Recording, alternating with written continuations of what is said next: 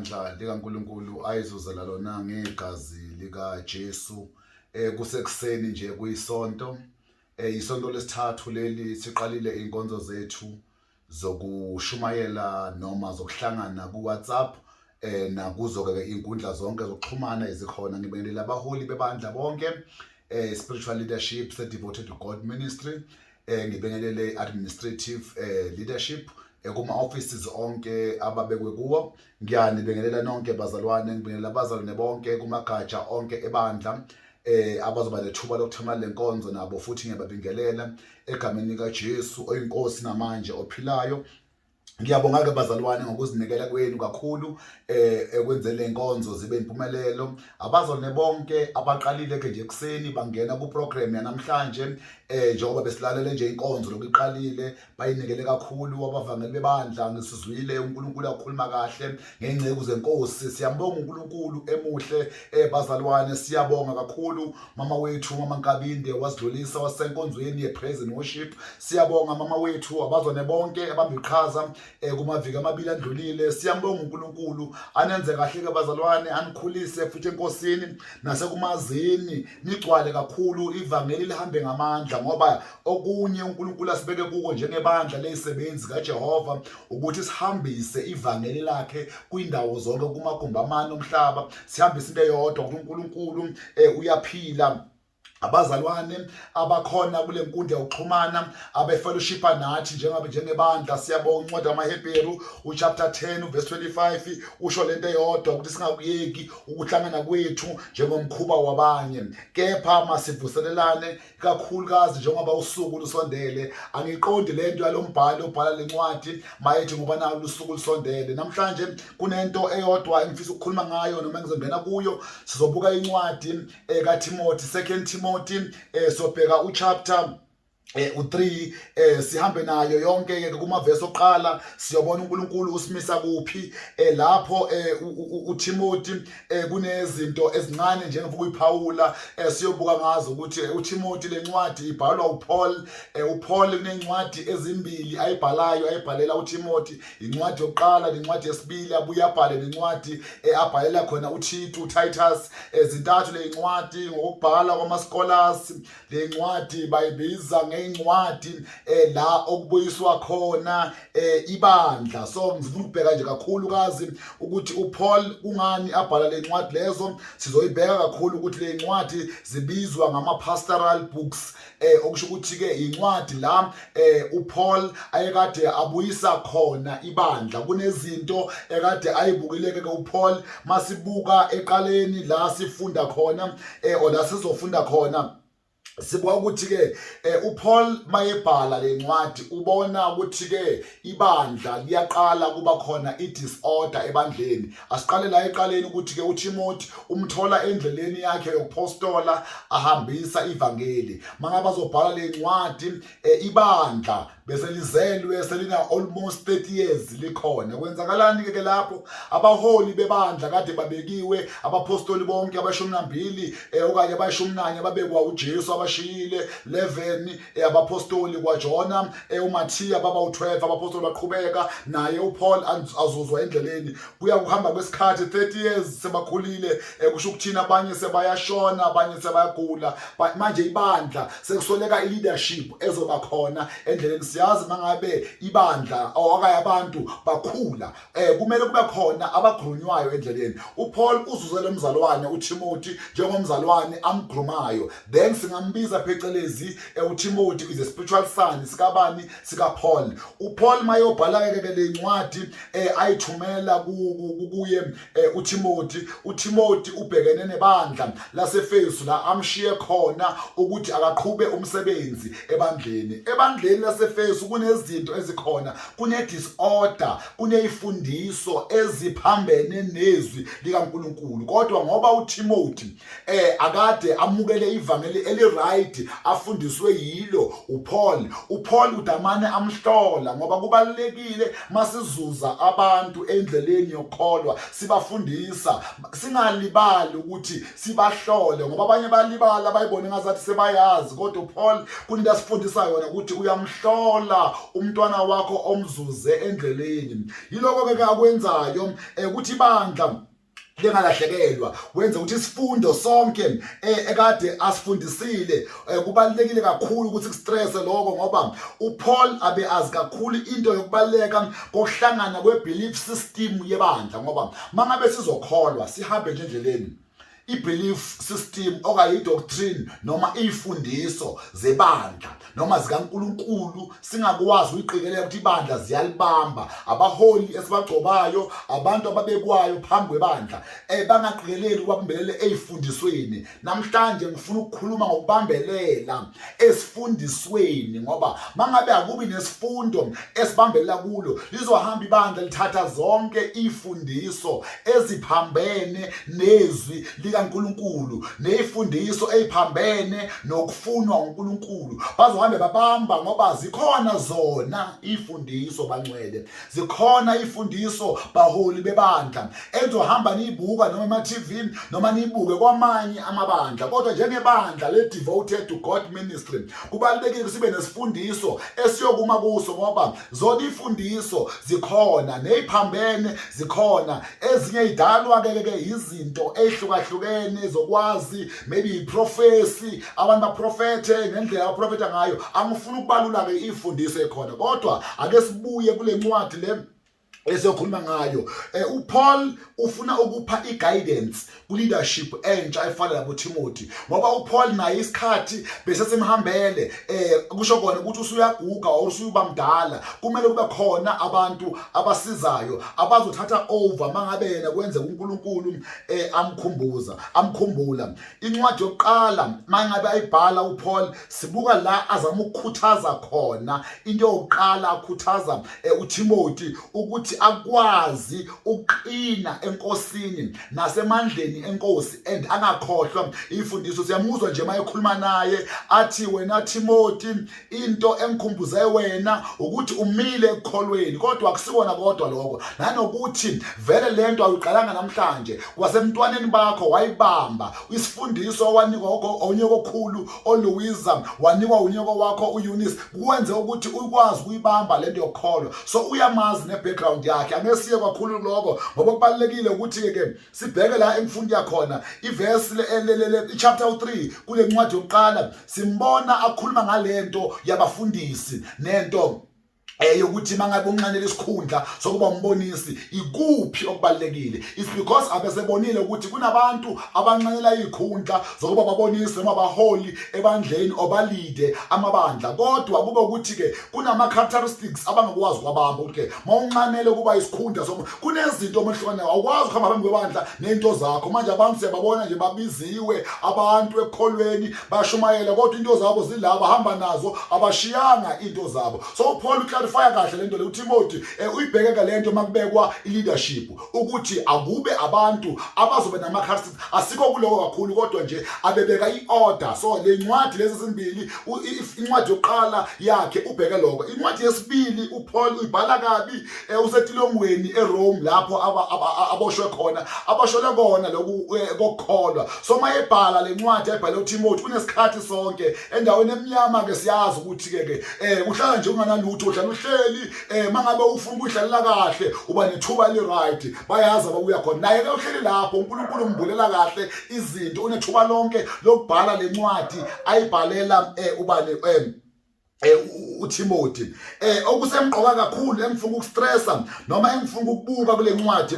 ukuthi uPaul uzama ukusiza kakhulu uTimothy ukuthi ahambe kanjani ekukholweni kunento ke engifuna ukuyiphawula kakhulu masizongena kule ncwadi esizongena kuyo incwadi yeBhayibheli engifuna sikhulume ngayo incwadi ka 2 Timothy uchapter 3 mawufunda uverse 1 uthi kepha yazi lokhu ukuthi ezinsukwini zokugcina kuza kuvela izikhathi ezinzima. Yiziphi insuku ezinzima? Ukhuluma ngale ikhathi lezi ezinzima, ikhathi zokugcina. Abanye abaningi bayabuza ukuthi ke ingabe ke Nkosi seseyikhathini zokugcina noma kwenzakalani? Kodwa uPaul abexwayisa nje uTimothy kuningi sibonile ke kumaviki aphelile nathi sibukezwe la eSouth Africa kwenzeka izinto ezobudlwangudlwangu nezinto eziphambene la uluke sikufunayo njengabahlali bendawo eSouth Africa. Ingabe Nkosi seyikhathi lezo nazo zokugcina? Kodwa lokho ngelilanga siyokhuluma ngalokho ukuthi ikhathi zokugcina yiziphi noma kwenzakalani. Ake sifunde uthi ke ngokuba abantu bazokuba abantu abazithandayo nabathanda imali nabazigabisayo nabazidlayo nabahlambalazayo nabangalaleli abazali nabangabongiyo nabahlazisayo. Usungabheka ke nje ukuthi ke kule ikhathi esikuzo awubaboni yini labantu esikhuluma ngabo, abantu abazothanda imali. Ukuthanda imali akusi problem, ukuthanda izinto ezithize akusi problem, kodwa kunezinto eziba iproblem. Mangabe sekwenzeka usuthanda ezinye izinto okudlula uNkulunkulu, then seqala create iproblem ngoba phela uNkulunkulu usumbeke emumva ubeka into zakho. Ake sibuke isikhathi manje ukuthi abantu bayamnika yini uNkulunkulu isikhathi asifunayo, benza njani? Angikho kakhulu kuloko, kodwa uthi nabantu verse 3 nabantu abanganalo uthando.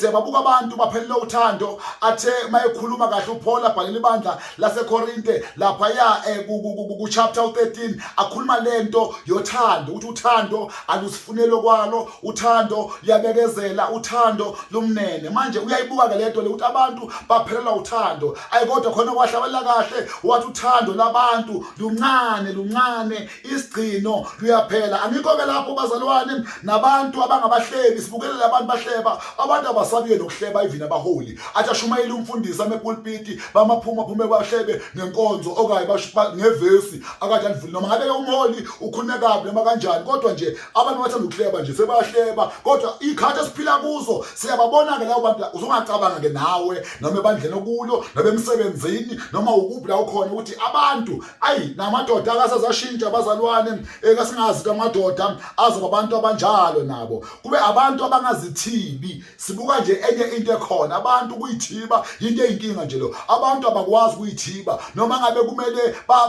benze izinto zikaNkulunkulu bamise abakwazi ukumisa into zabo. Sibukile nje abantu bangena baganga bangena batshontsha izinto bathatha angazi noma bebakhona nabazalwane lapho. Kodwa ungabheka nje nawe ubona endaweni engakini hleze khona abantu abangayithibanga nesibathembile ukuthi abakwazi ukubonakala ngoba njengabantwana bakaNkulunkulu njengabathandi bevangeli kunala esithiba khona ukuthi mina ngumntwana kaNkulunkulu, mina ngumholi, angikwazi ukuyihlanganisa nento efana nale. Njengebandla siyakupromota ke lokhu ukuthi awukwazi ukuthi umntwana kaNkulunkulu omukela uJesu njengenkosi nomsindisi ubonakale naseyindaweni naseyintweni eziphambene nezwi likaNkulunkulu.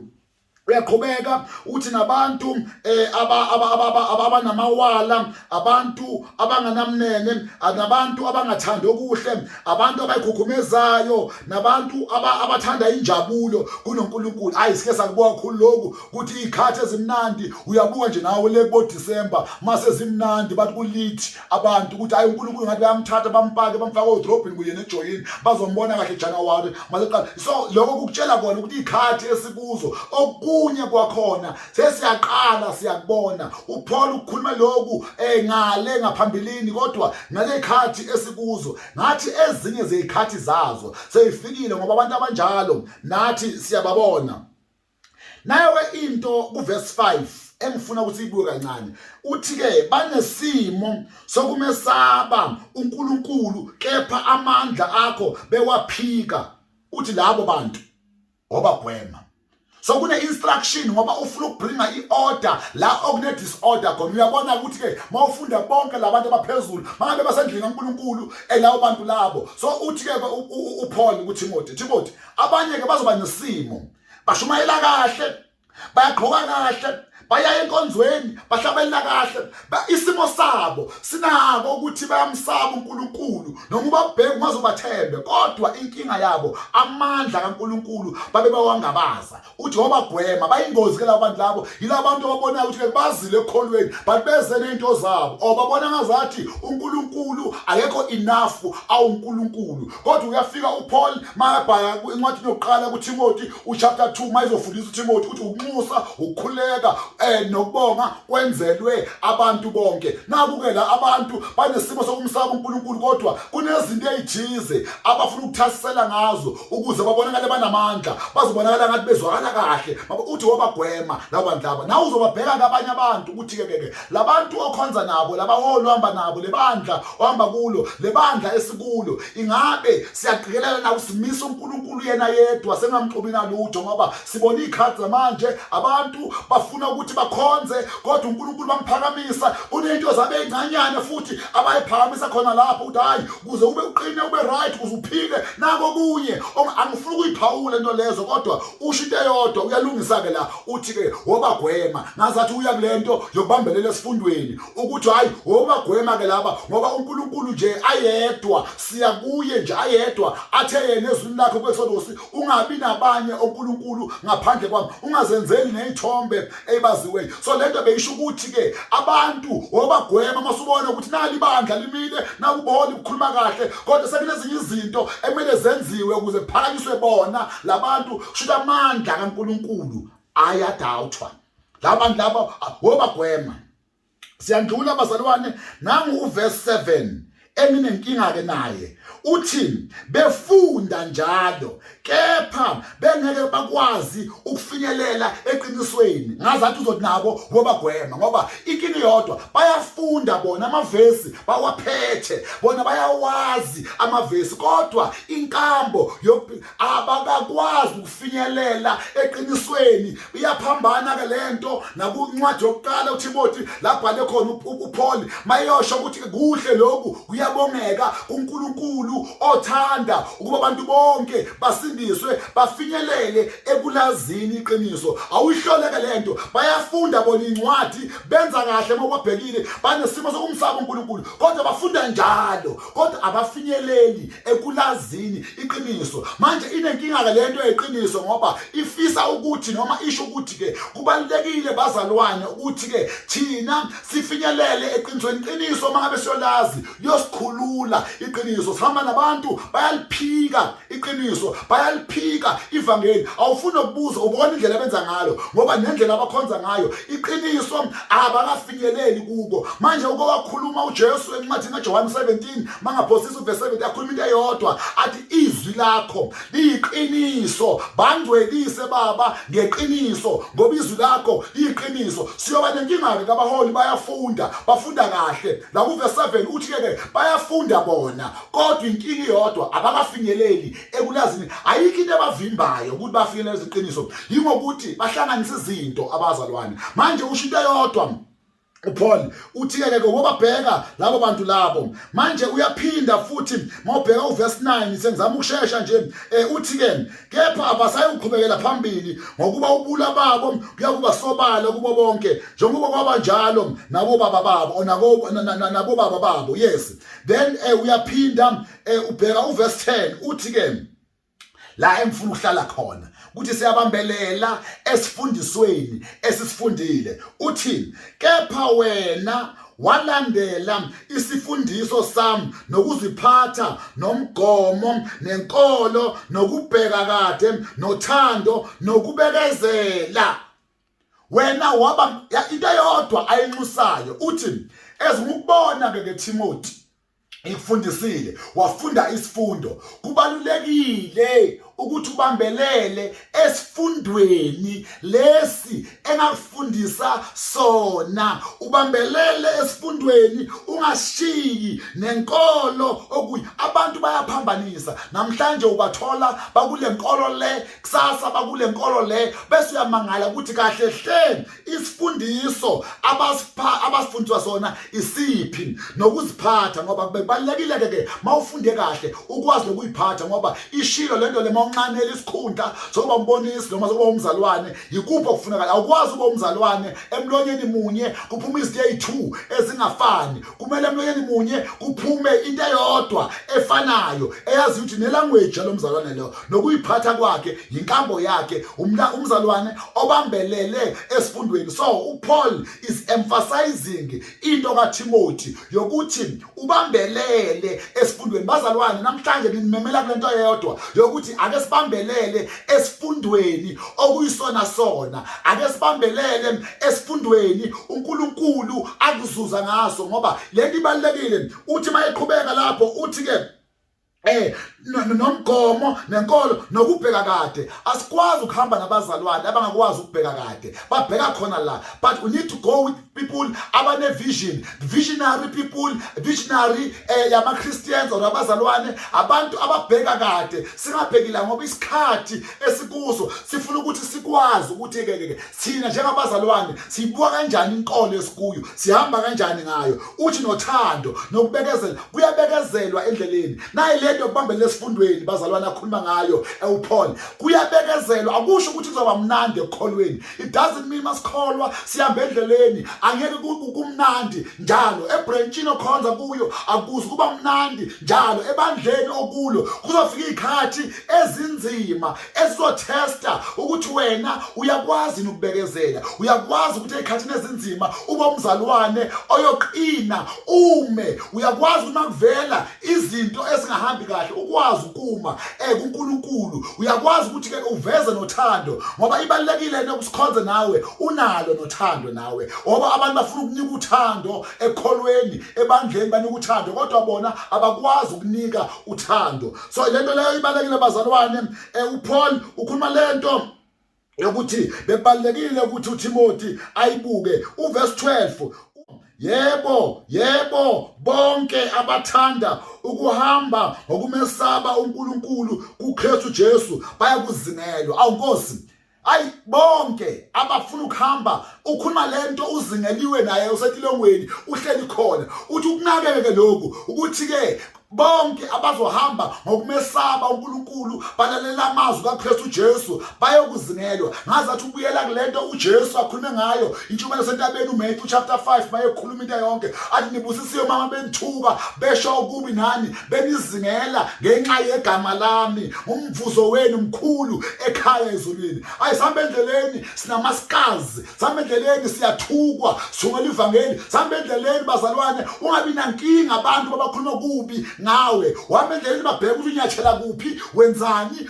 Ungabi nankinga naloko, uyamqinisa esifundweni amnika sona ukuthi ke noma ngabe singazingelwa, noma ngabe singahlupheka okwesikhashana, siba ukwazi ukuthi uJesu ukhona uyasinxusela imihla ngemihla. uPaul uqinisa uTimothy ukuthi bayokuzingela vele, kodwa bayokuzingela uhamba kahle endleleni. Iqikelela ukuthi awuhlambalazi ivangeli mzalwane, qikelela ukuthi uyama esifundisweni ofundiswe kona. Awukwazi wena ukuthi unganyathelwa njalo nje usudubile uyanyathelwa sohleli phansi wena sekuthiwe ngawe njalo wena kukhulunywa ngayo. uPaul uyamqinisa uTimothy uthi awukwazi uyozingelwa mawusekholweni. Sisempini masekholweni, uSathane ufuna ukuzuza bakhe nakhona endlini yokukholwa. Kunabantu abazolandelela wena ngoba ufuna ukubona umile yini, are you anchored, umile yini uNkulunkulu, uyamethemba yini uNkulunkulu. Athi bayikhuluma uJeremiya 17:7 akhuluma yodwa ubusisiwe umuntu othemba uJehova nothemba lakhe lukuJehova. Beshite yodwa leyo, ngoba mangawuthemba uNkulunkulu noma ngafika umuntu wasemhlabeni uzokuma kuloko. Kuyabekezelwa bazalwane, siyabambelela esifundisweni.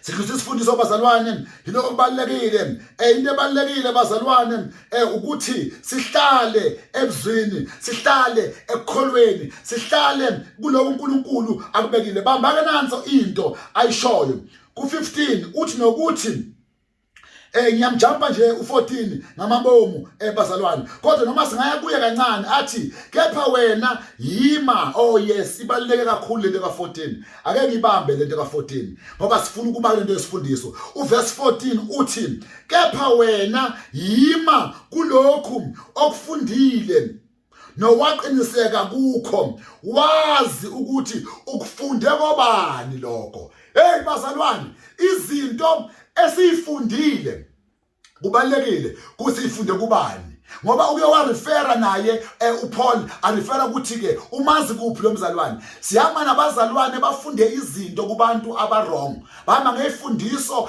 ezinje ngoba nalabo bafunde khona ngoba kubalekile njengabaholi babandla masihleli simasikhuluma nebandla masihleli masikhuluma nabazalwane sihambise isifundiso esiright ngoba kubalekile ngoba into le oyifundile usho kuye uthi ke ukubheke lokho okufundile ubambele kulo ubheka ngathi ke ngoba wakufunda kimi ku right bakhona yini abaholi abazokuma bathi ngibona nangomzalwane uhamba ngalendlela yingoba ufundiswa yimi are you proud ngebandla olileadayo are you proud ngebandla okulo are you proud nangebranch okuyo are you proud kule ncwadi kulelo leverse lika 14 uya emphasize uPaul utkepha wena yima kulokho okufundile nowaqiniseka kukho wazi ukuthi ukufunde kobani that thing is important bazalwane ngiyaemphasize again ngikuyamiwa esifundweni naseqinisweni mawufunda incwadi yezenzo chapter 2 uverse 42 uthi baqinisela njalo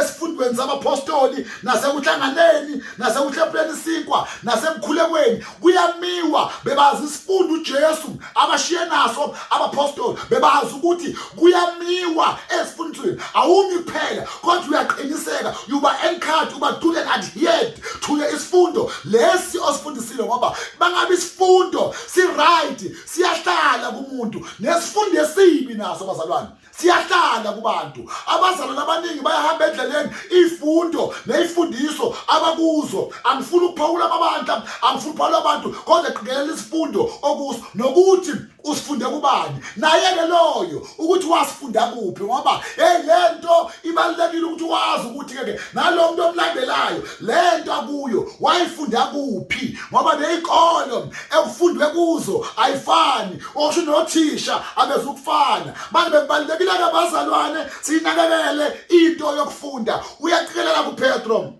utaqiniseke esifundweni ngoba kubalekile abazalwane ukuba siqiniseke esifundweni seqiniso nalabe sifunde kubo ukuba sifunda kanjani ake sibheke abazalwane into eyodwa sengivala kunento ekashiwo uPaul akhuluma nebandla laseEfesu akhuluma lento efficiency uchapter 6 athi elokugcina qinani enkosini nasemandleni ayo amakhulu nihlome zonke ikhali zikaKristu enzoba namandla okuzabalaza ngezikhathi ezinzima ilento beyiqikelela ke ukuthi esifundweni sonke esifunde kuso bambelela esifundeni okuso uqine ngoba usukune uqina entweni onoshongayo awuqini noma ngabe kuphi sama nabantu baqina nje entweni eziyophela baqina ngoba naki izinto bayithola kwabanye abantu labantu abangasekho abakwazi awukwazi kuba nevangeli eliphelayo ngoba liphesheswa umoya nje wafika ikhanya ethize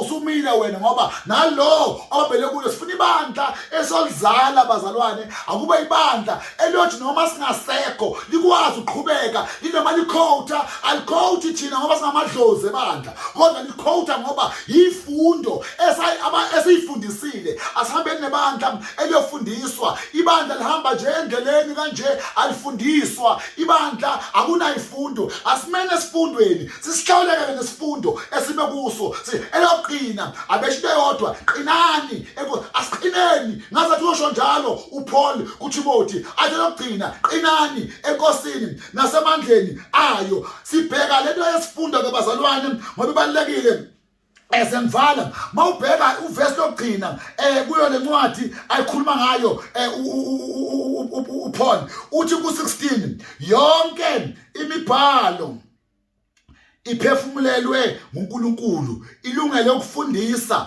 nokusola nokuqondisa nokuyala ekulungeni ukuze umuntu kaNkulunkulu apheleliselwe yonke imisebenzi emihle. Ayibazalwane, mangabe ayikho embhalweni, mangabe ayikho eBhayibhelini, mangabe ayivumelani ama-scripture, asiyekeleni bazalwane into eyosiza yonke into ekulombhalo. Uthi uPaul konke kula kuphefumulelwe uNkulunkulu kwenzela into eyodwa, uqondisa. As I put order kune disorder ekhanyeni esinzima, wena kwenzayo uma kwi-order, noma ungafika ebandleni bakhulumenya into ehlukile, noma kubizwe emncwabeni othize uthi uyalalela isifundiso, awusizwa yima entweni oyifundile, yima la embhalweni. Konke okukhona kulombhalo weTimothy, konke okukhona la wemzalwane, konke okula oqhubethwe lencwadi yomthetho akhuluma uNkulunkulu kuJoshua ukuthi mayengasuki kuye wozindla ngayo ubusuku nemini, isifundiso sona leso sokuthi kuyamiwa bayizingcwele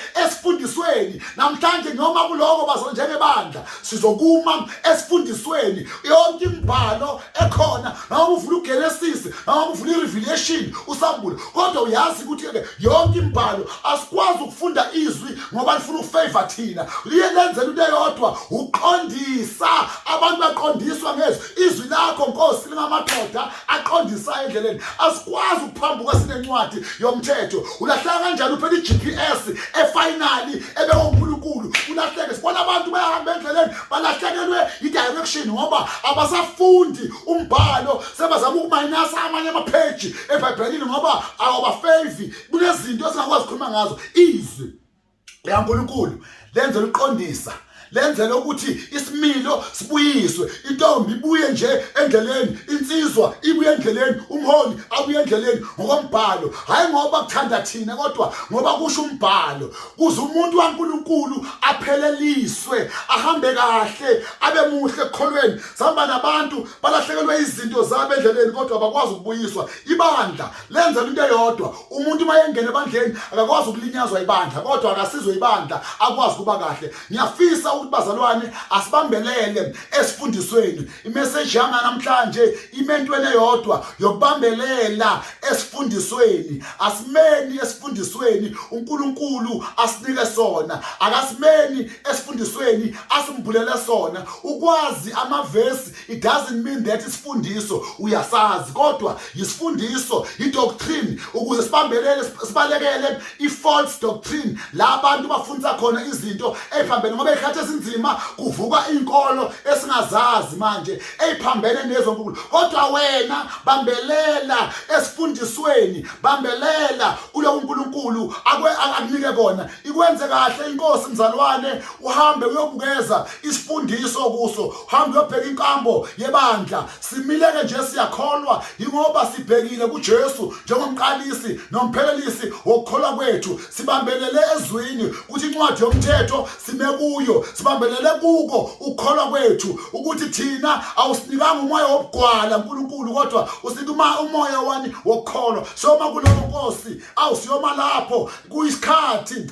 noma kungesisikhathi. Ngiyambonga uNkulunkulu ongenzele nami leyo nkonzo leyo. Masime njalo ekukholweni, sazokhuleka bazalwane, sivala amehlo sibheke nezwe lethu South Africa kule ikhathi esinzima. Sibona umongameli wethu akhandleka kulesikhathi esikuso, sibona ukuthi nomnotho weSouth Africa abantu bakithi bahlupheka. Siyakhuleka moya engcwele kaThixo, iba nebandla lakho, iba nabazwane bakho kwindawo zonke. Siyakhuleka Baba endaweni zonke ebhekene neBhelu, indawo zonke ebhekene nawo konke okukhona. Yehlake njengoNkulunkulu, ubuye ulehlisa umoya wokuthula njengoNkulunkulu sikwethembile. Awukaze washiya, awukaze wasilahla. You have promised us in your word that you will never leave, you will never forsake us. NjengoNkulunkulu Baba, manulethe uNkulunkulu Baba isolution kubaholi bezwe lakho iSouth Africa, kumabandla onke amadoda ahamba yokhuleka endaweni zonke anganulaka enzele into eyodwa. uNkulunkulu angcwele sekwanele ezweni lakho. Iba uNkulunkulu wethu, sibe thina abantu bakho. Siyathoba namanje uNkulunkulu omenjalo ngomhlenge sentobeleka kaJesu oyinkosi ophilayo phakade. Amen and amen. Church.